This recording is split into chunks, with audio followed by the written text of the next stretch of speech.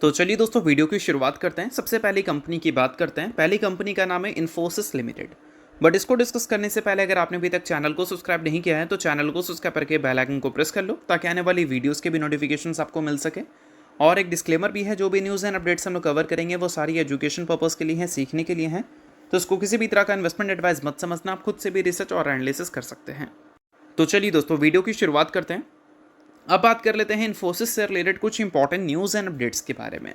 तो Infosys IT sector की company है और आईटी सेक्टर की जितनी भी कंपनी है सबका परफॉर्मेंस आज के दिन हमें अच्छा ही दिख रहा था। चाहे हम इन्फोसिस की बात करें, टीसीएस की बात करें, टेक महिंद्रा की बात करें।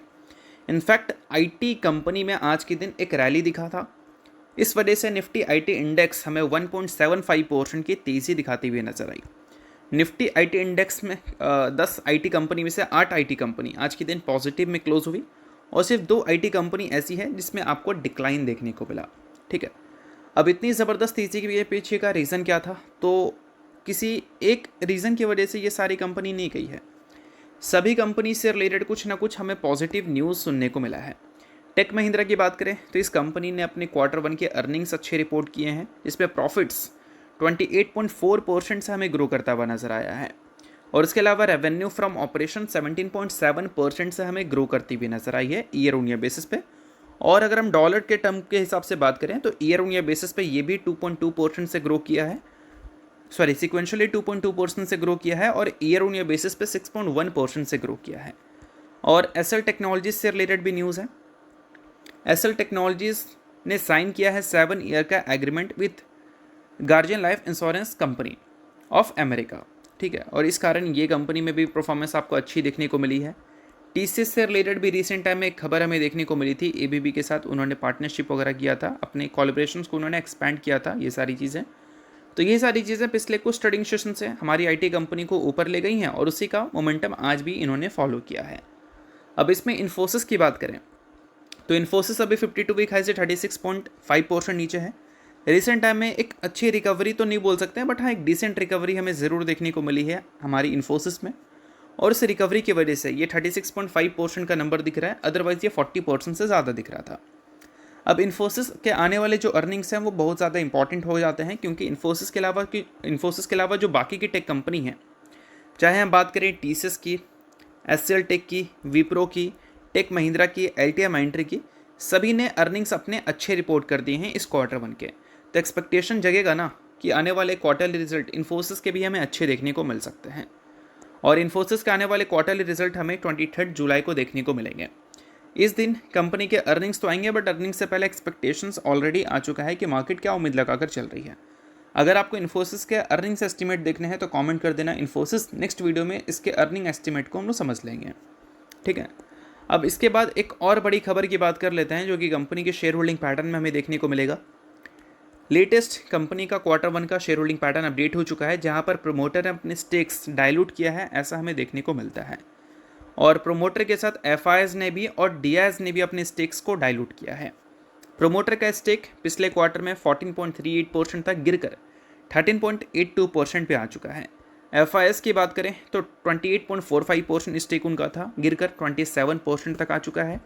डीआईएस की बात करें तो 43.19% स्टेक था Q4 में, गिरकर 42.78% पे आ चुका है। यानी कि एफआईएस, डीआईएस, प्रोमोटर तीनों ने अपने स्टेक्स डाइल्यूट किए हैं इस Q1 में। तो स्टेक गया किसके पास है? तो ऑब्वियस सी बात है पब्लिक के पास गया होगा। पिछले क्वार्टर में पब्लिक स्टेक्स हमें कम होते हुए नजर आए थे, बट इस क्वार्टर में शार्प पब्लिक स्टेक्स हमें बढ़ते हुए देखने को मिले हैं और ये कहीं से भी अच्छी खबर नहीं है। देखो, कोई भी कंपनी में इंस्टीट्यूशनल का स्टेक जब बढ़ता है ना तो वो एक अच्छी बात होती है, क्योंकि उनके पास ज़्यादा डेटा होती है, तो उनको एक्सपेक्टेशन रखने में आसानी होती है कि कौन कंपनी अच्छा करेगा, कौन कंपनी ख़राब करेगा। और किसी कंपनी में अगर पब्लिक स्टेक्स कम होते दिख रहे हैं और इंस्टीट्यूशनल के स्टेक्स ज़्यादा दिख रहे हैं तो वो एक अच्छी बात है।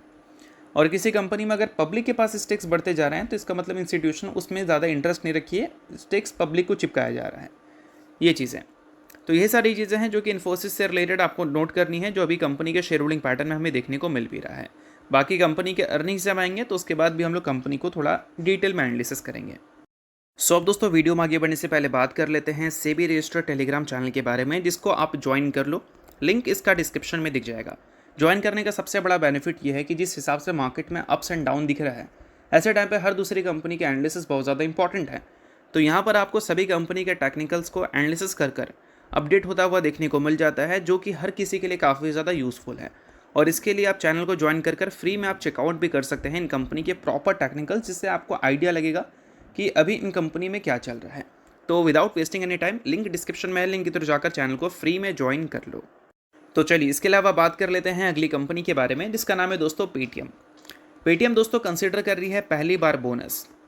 इसके लिए इन्होंने डेट फिक्स कर दिया है, 20 जुलाई का डेट है। इस दिन कंपनी के बोर्ड मीटिंग हमें देखने को मिलेंगे और उसके आउटकम में Q1 के रिजल्ट कंपनी डिक्लेयर करती हुई नजर आएगी और साथ में कंसिडर किया जाएगा बोनस शेयर। तो बोनस शेयर कंसिडर किया जाएगा, अगर वो बोर्ड अप्रूव कर देती है तो Q1 के अर्निंग्स के साथ आपको बोनस की भी न्यूज़ देखने को मिल जाएगी पेटीएम में। तो अगर आप पेटीएम के इन्वेस्टर हैं तो इस न्यूज़ को आप ज़रूर नोट कर सकते हैं, इन्वेस्टर नहीं आप इग्नोर कर सकते हैं। न्यूज़ थी इस वजह से मैंने बता दिया, बाकी ये किसी भी तरह का रिकमेंडेशन वगैरह नहीं है। तो चलिए अब बात कर लेते हैं अगली कंपनी के बारे में, जिसका नाम है डिक्सन टेक्नोलॉजीज लिमिटेड।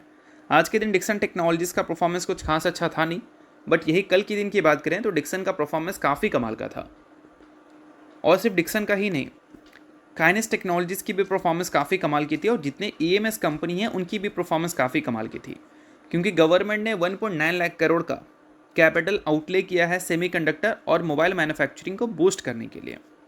अब इसमें डिक्सन टेक्नोलॉजीज़ के इंडस्ट्रीज़ को क्या मिला है, तो डिक्सन टेक्नोलॉजीज़ के इंडस्ट्रीज़ को मोबाइल PLI 2.0 स्कीम मिला है, जिसमें गवर्नमेंट लगभग 62,000, एक सेकंड देख लेते हैं, हाँ 62,500 रुपये एलोकेट की है, सॉरी 500 रुपये ने 62,500 करोड़ रुपए उन्होंने एलोकेट किया है मोबाइल मैन्युफैक्चरिंग स्कीम के तौर पर।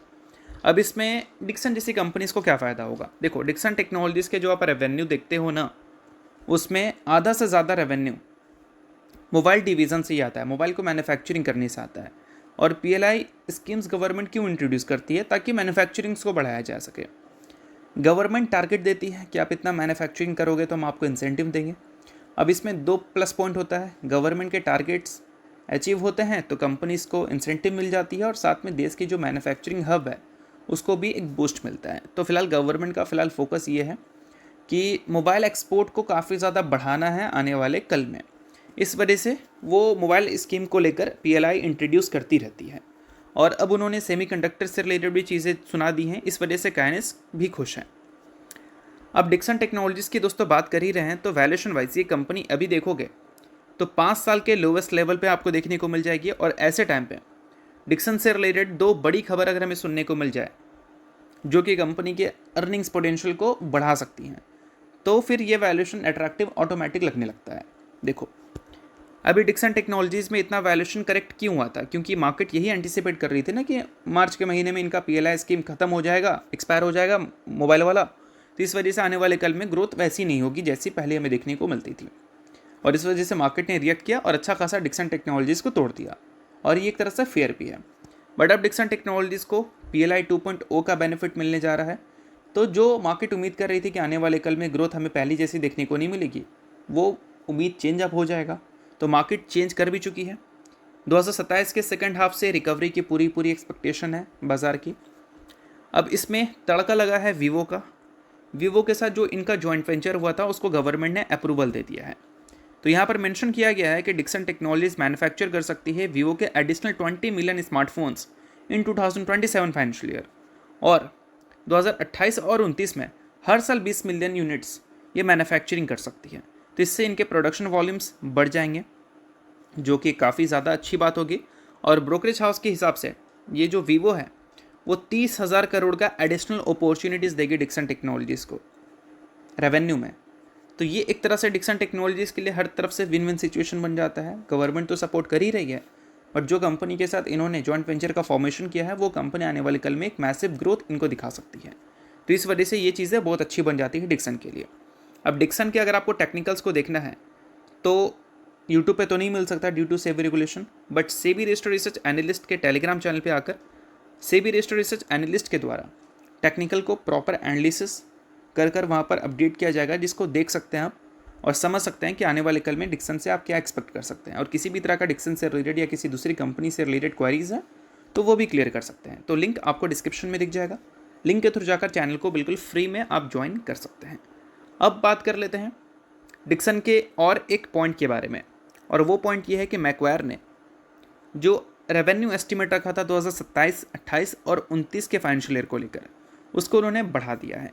ये दो न्यूज़ की वजह से, एक न्यूज़ की वजह से, वीवो वाली न्यूज़। अब 27 को लेकर रेवेन्यू एस्टिमेट को 14% से बढ़ा दिया गया है। 28 को लेकर जो रेवेन्यू एस्टिमेट थी उसको 25% से बढ़ा दिया है और 29 को 21% से बढ़ा दिया है। और इस वजह से जो इनके इबिट्टा हैं वो भी बढ़ जाएंगे। तो इबिट्टा एस्टिमेट को 27 में 26% से बढ़ाया है, 28 में 20% से और 29 में 27% से उन्होंने बढ़ा दिया है। तो बेशक ये सारी काफ़ी अच्छी चीज़ें हैं अगर हम डिक्सन से रिलेटेड बात करें ग्रोथ पॉइंट ऑफ व्यू से।